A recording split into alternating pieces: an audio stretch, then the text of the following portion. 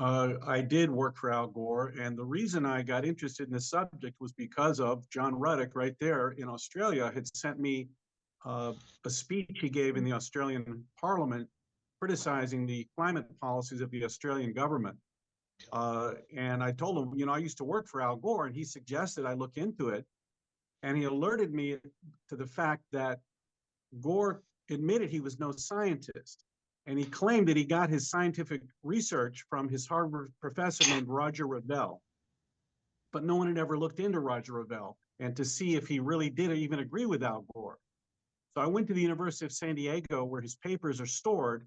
And the first thing I discover is that Al Gore took a course on human populations from Roger Revelle, not anything to do with the climate whatsoever. Gore gets a C in that class. And I also read that according to Roger Revelle's articles and interviews over 40 years, he did not agree with Al Gore at all about climate change, global warming, greenhouse gases, nothing at all.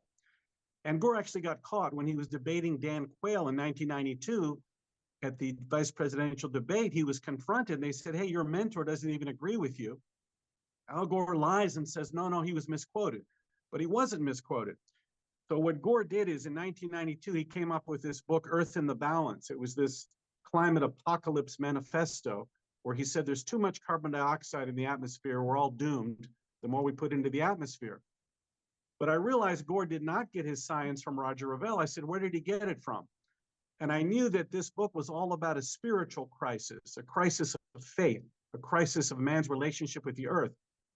And that was very similar to the type of rhetoric coming out of Vanderbilt Divinity School where Al Gore had attended to get out of the Vietnam War. And I looked at those professors he studied with were radical environmental professors, and they required that Gore read this book called Our Plundered Planet. So I read Our Plundered Planet from 1948. It's this wacky book. And I read Earth in the Balance. And it turns out that Gore copied this book to come up with his climate apocalypse manifesto.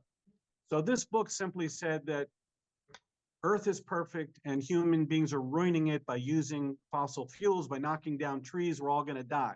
So Gore in 1992 couldn't say, I got my science from my wacky environmental professors at Divinity School. I got it from this wacky book from the 40s. So Gore lies and says he got this science from Harvard and no one really looked into it. So that's what I think my movie, The World According to AI Al Gore, I think I blow the lid off this whole climate hoax because I showed that Al Gore just made it up.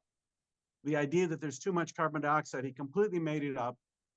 And when he came out with An Inconvenient Truth in 2006, the whole movement exploded into this whole international trillion-dollar business where all these scientists get paid to agree with this nonsense. And I show you in the movie that, in fact, carbon dioxide is not a bad gas. We produce it every time we exhale. And it's plant food. The more we put in the atmosphere, the taller the trees grow, the more crops we get. So carbon dioxide is not bad. We need more of it, but we have a worldwide climate religion that now has all these climate warriors.